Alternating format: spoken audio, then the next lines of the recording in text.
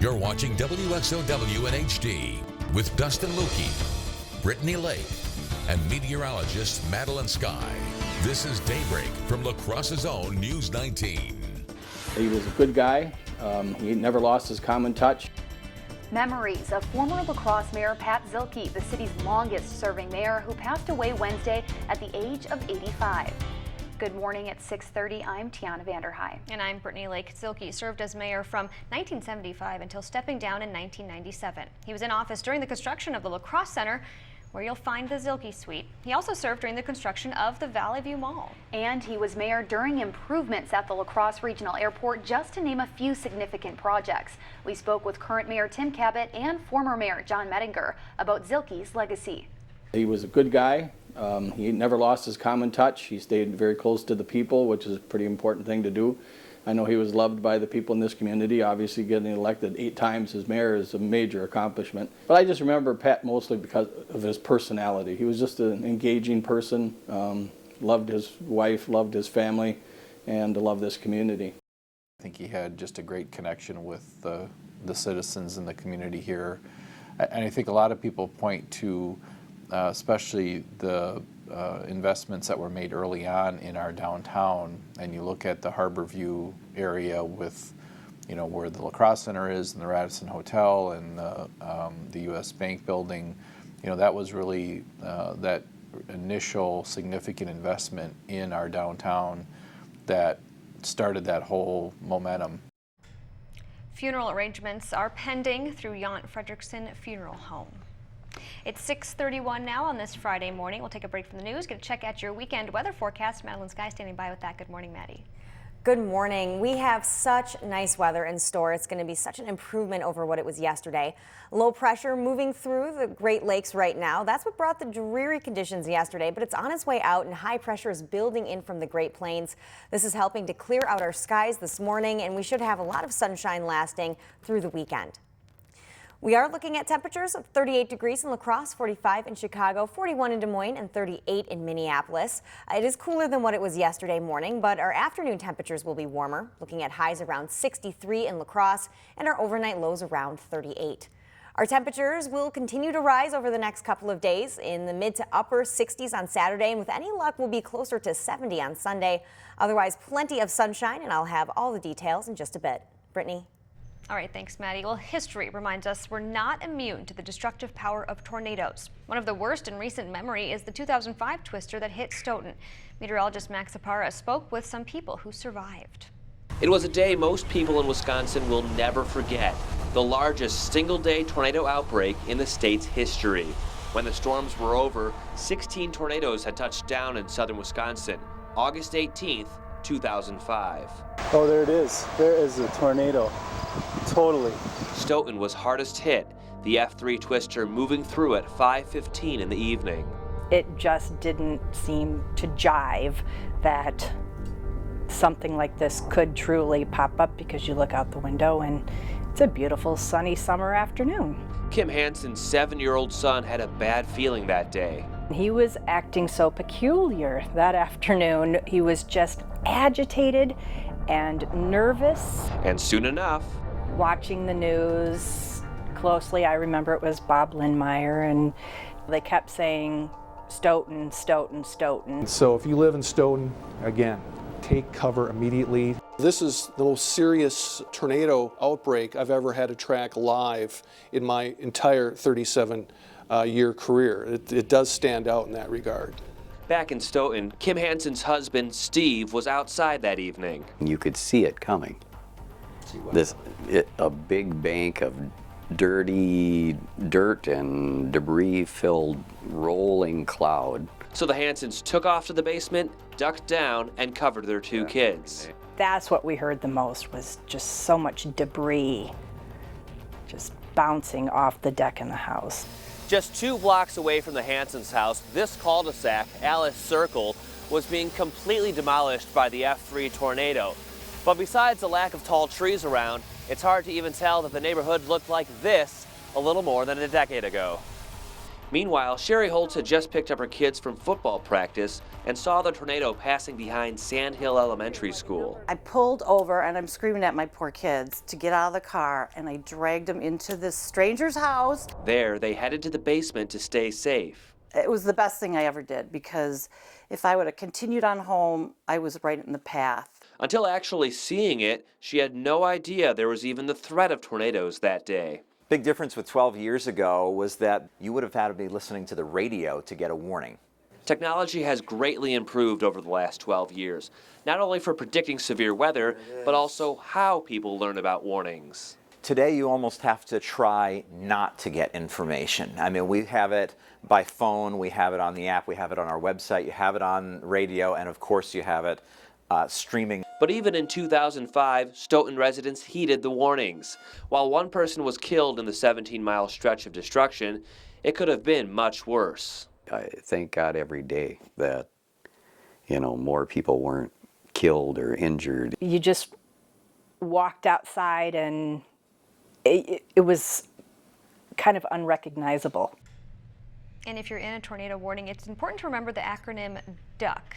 Get down to the lowest level, preferably a basement or windowless room on the first floor. Get under something sturdy like a table or mattress. Cover your head and keep in place until the storm passes. New this morning, ISIS is taking responsibility for a shooting in Paris that left one officer dead and 2 others wounded. It happened along the Champs-Élysées, an iconic Paris boulevard popular for tourists. France's president is calling the shooting a terrorist act. Authorities say the attacker got out of his car and started shooting at a nearby police car with an automatic gun. The attacker was killed after wounding 2 other police officers during a shootout. According to the reports, the gunman was known by French authorities for radical Islamist activity. And a Green Bay bar owner agrees to take down a controversial scene staged outside his establishment. Dave Nichols put up a fake lynching scene with a hanging dummy and signs that say equality and justice. He says the display is to protest what he feels is unequal treatment by police. Nichols claims he has been fined $6,000, told to discriminate against minorities and to stop playing rap music in his bar. The display drew attention and concern from at least one passerby. It makes me very uncomfortable. It shouldn't be around here. Because what are the little kids going to think? Nichols' bar has been suspended for the past month due to a licensing issue. Green Bay police say there's nothing illegal about the display. The term fake news has become a popular phrase in our current political climate. With the popularity of social media, a false Facebook post can spread around the world in just minutes. And these false stories can influence people's opinion about issues, causing serious implications. On Thursday night, ABC News congressional correspondent Mary Bruce took part in a forum at UW La Crosse titled Media and Politics in the 21st Century. News 19's Scott Hackworth had the chance to help moderate that forum. In her work, Mary covers a variety of issues, and she says those who criticize the media for bias serve as an important reminder to journalists.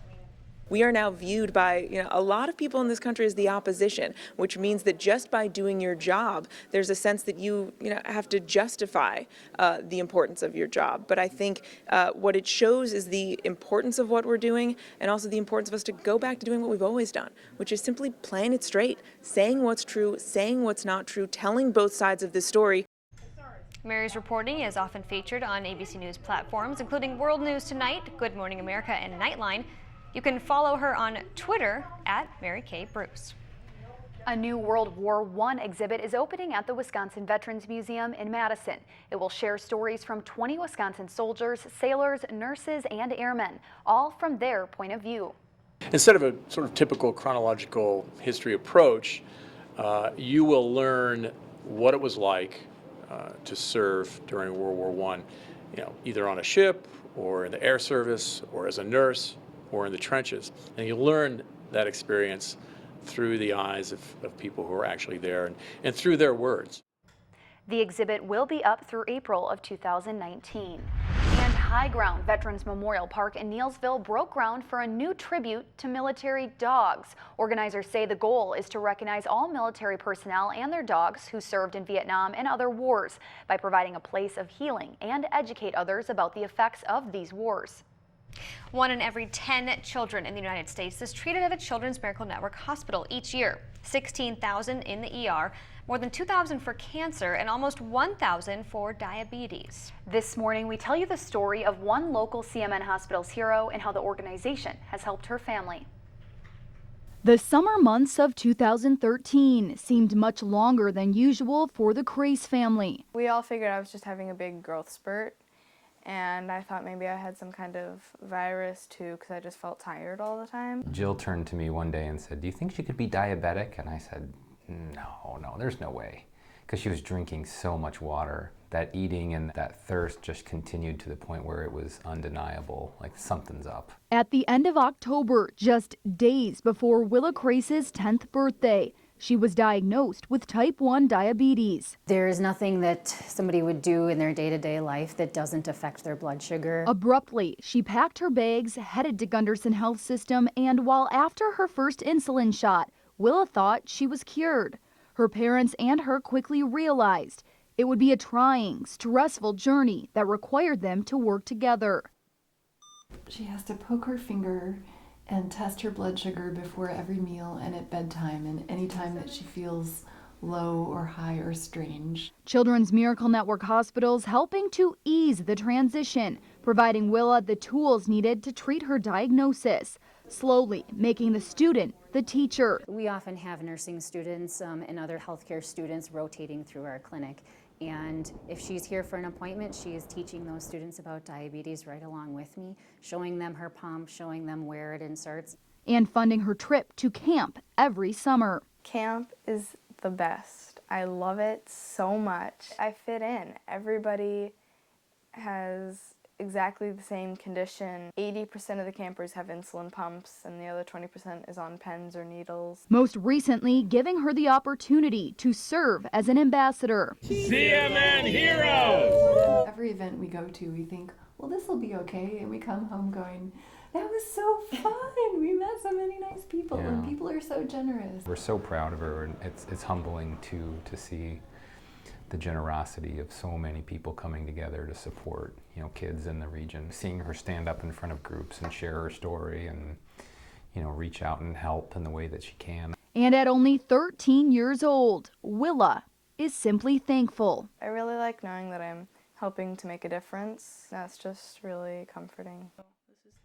Willa's younger sister, Addie, who you saw there, has a related autoimmune disorder, celiac disease. And this past fall of 2016, she was also diagnosed with type 1 diabetes, something very rare among siblings. They can go through it together now. Both Willa and Addie will travel to diabetes camp together this summer, thanks, of course, to the generosity of CMN hospitals.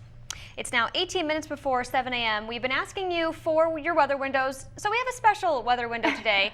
It's from our very own Tiana Vanderhyde. Tiana, explain your weather window to us. I drew this yesterday, and Dustin, as you know, has been gone all week enjoying his new baby, and I found his new look-alike. Yesterday was look-alike day. He kind of looks like Where's Waldo? Where's Waldo? So there's Dustin peeking around the corner. Love it. Brittany and Maddie up there, and tomorrow's Earth Day, so celebrating our planet. Very fitting. Send us your weather windows, and Maddie will be in next with your forecast.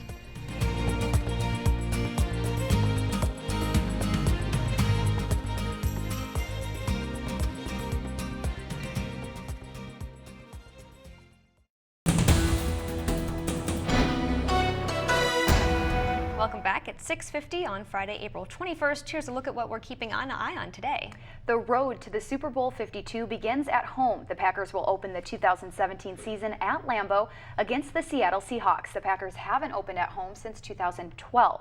That's a 3:25 game on Sunday, September 10th. Week 2, the Packers head to Atlanta in the NFC title game rematch. And then the first border battle of the season is on Sunday, October 15th in Minneapolis. The season will end with 3 of the last 4 games on the road, including Week 17 at Detroit. And the Vikings will host Super Bowl 52. They also open at home on Monday, September 11th against the Saints.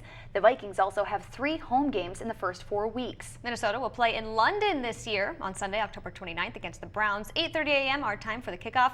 They'll finish at home against Chicago on New Year's Eve. The first preseason game this year set for August 10th. And more often than not, the team that wins Game 3 in the NBA playoffs advances to the next round. That's good news for the Milwaukee Bucks. Yeah, the Bucks have once again taken the lead in their first round playoff series with the Toronto Raptors. Last night, they actually made it look kind of easy. And unlike the first two games, Game 3 was an absolute blowout. 104-77 the final. Bucks lead the series 2-1. Game 4 is Saturday afternoon. 6:51 now. This Friday morning, we'll have a check of your bus stop forecast next. Good morning, welcome back. Here's a look at some of the stories making news today. A random stealing spree in Onalaska comes to an end thanks to the use of social media. Police say Luke Snyder walked into Onalaska High School after school hours and stole a computer, among other items. On his way out of the school, he took a bike and attempted to use a stolen check. After posting his photo on social media, police picked him up in a hotel room where they found those stolen items. And Wisconsin's unemployment rate is the lowest it's been in 17 years. The State Department of Workforce Development says the state added 500 private sector jobs between February and March. Governor Walker praised the latest figures, saying they are further evidence that his agenda is working for the state. People in the La Crosse area will soon have more flight options at the regional airport. American Airlines offers 3 direct flights to Chicago, and they plan to add a 4th.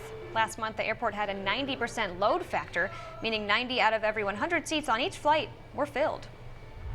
Festival Foods broke ground on a new and enhanced store in Holmen. The 67,000 square foot supermarket is expected to open in October on Hale Drive. The store will offer an expanded selection of natural and organic foods, as well as larger windows for more natural lighting. And speaking of natural lighting, Yes. sunshine today, finally. Yes, we finally have sunshine in the forecast, and it looks like it's going to last for a few days. Right now, it's 39 degrees outside. Our winds are coming from the north-northwest at 5 miles per hour. And while we did have a lot of clouds yesterday, and those did continue through the overnight for many locations, overall, we've seen a clearing trend. And while you may see a few clouds this morning, we're going to continue to see those clear as we head throughout the day. Yesterday, 55 degrees was the high in La Crosse. It was cooler than average. Today, we're going to be back around normal, looking at highs around 63 degrees in the afternoon. Plenty of sunshine. The winds won't be as breezy. It's going to be absolutely fantastic, and the nice weather is going to last on Saturday and Sunday as well. On Sunday, with any luck, we'll be around 70 degrees. Otherwise, the chance for some showers late on Monday. All right, TGIF, thanks for joining us this morning. We hope you have a great day and a great weekend. Stay tuned. GMA is up next.